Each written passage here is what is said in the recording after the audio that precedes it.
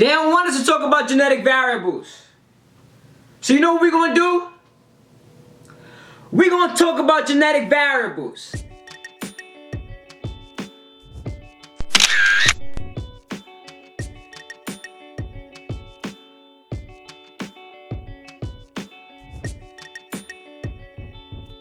Genetic variability number 3, and this is a good one.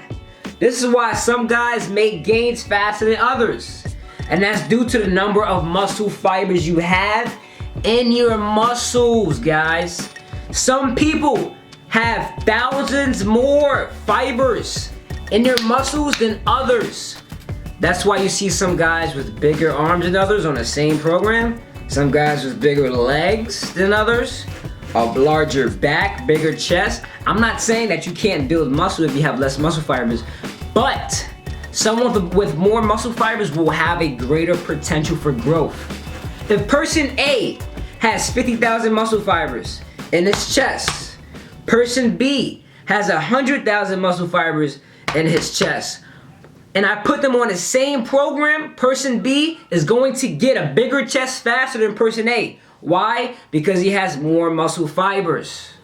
Muscle fibers are what go through hypertrophy, which is growth. If you got more fibers, then you have more potential for hypertrophy, more growth. It's genetics, guys. It's hereditary. Some people are just born with more muscle fibers than others. It is what it is. Genetic variable number 4, guys, is going to be muscle fiber type. Genetic variable number 3 was the number of muscle fibers. Now we're talking about the muscle fiber orientation, the type of muscle fibers. You have 2 main types of muscle fibers. You have slow twitch and you have fast twitch. Slow twitch, fast twitch. Slow twitch are more endurance based. Fast twitch are more strength, explosiveness, muscular mass based, guys. Now, if someone has more slow twitch fibers, then they're gonna be more suited for endurance work like jogging and cross country. Someone has more fast twitch fibers, then they're gonna be more suited to strength and explosive sports like football and sprinting. Usain Bolt, for example, Usain Bolt, he runs the 100-meter dash, he runs the 200-meter dash, but he doesn't run the 400-meter dash. You ever wonder why? Because the 400-meter dash is more of a distance run than the 100 and the 200-meter dashes. The 100 and the 200-meter is very short. 400 meters, longer distance. Longer distance requires more endurance. He's more oriented towards fast twitch fibers. He doesn't have as great of endurance, so he doesn't excel in that area. That's why Usain Bolt can run a 100, 200, but he doesn't run a 400 because he doesn't have as much slow twitch fibers that will suit him to be exceptionally well and competitive at the 400 meters. Now, when it comes to building a physique and making muscular gains, muscle mass gains, right? Making those gains. 2 people, person A, person B. They both have 50,000 muscle fibers in their bicep, okay?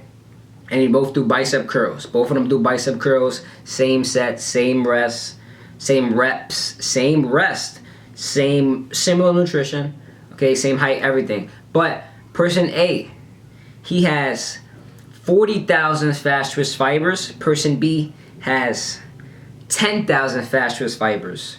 Person A is going to develop bigger biceps faster than person B because he has type 2 fast twitch fibers, and those are the fibers that are more responsible for the growth. They have more potential for muscular growth. They grow faster than slow twitch fibers. So if you have more fast twitch fibers, then you're going to make muscular gains much faster.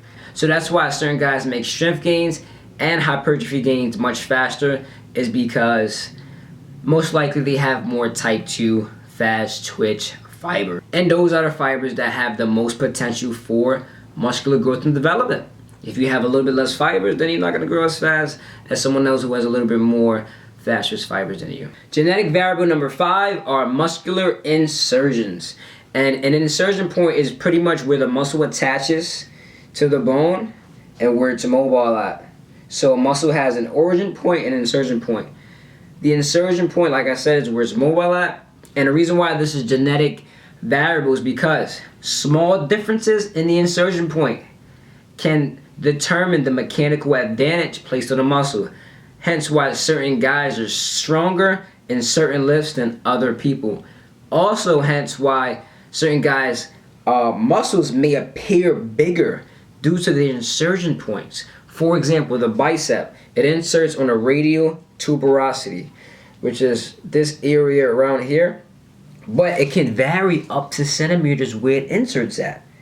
Also, another thing you want to take into consideration is that muscles connect to tendons, which connect to bone. The less tendon you have, the more muscle you have. I'll say it one more time. The less tendon you have, the more muscle you have. The more tendon you have, the less muscle you have. Muscles attach to tendons, which attach to bones. So if I have this much muscle and this much tendon, my muscles look smaller, right? But if I have this much muscle and this much tendon, my muscle looks much bigger. This is why certain guys may have biceps that look super, super huge. It's because their muscles have a low insertion point, while some others' muscles may have a high insertion point. For example, the biceps. Some people have a gap right here. You see right here, where my arm starts to get a lump here?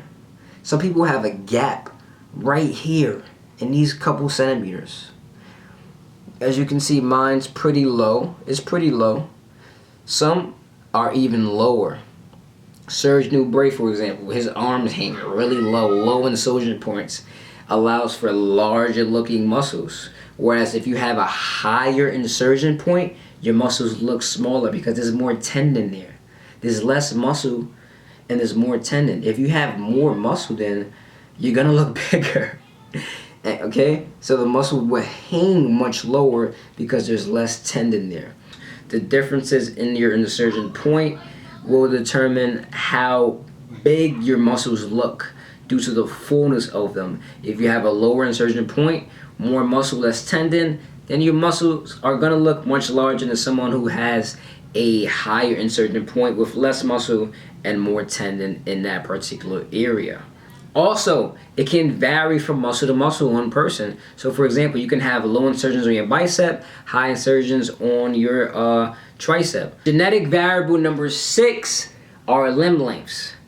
How long are your arms? How long are your legs? Your limb lengths is going to determine your leverages. So if you have really long arms and really short legs, the deadlift is going to be easier because you don't have to come down as much. Imagine you had super, super long orangutan arms. All you have to do is come down a little bit to grab the bar, and if you got short legs, all you got to do is come down a little bit and then come up, boom.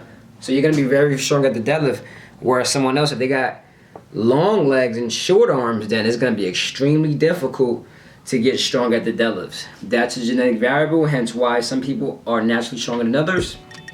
Limb length dichotomy, this interesting discrepancy. If you have, so for example, I have these bag of chips, right? If I crunch it up like this bag of chips looks small.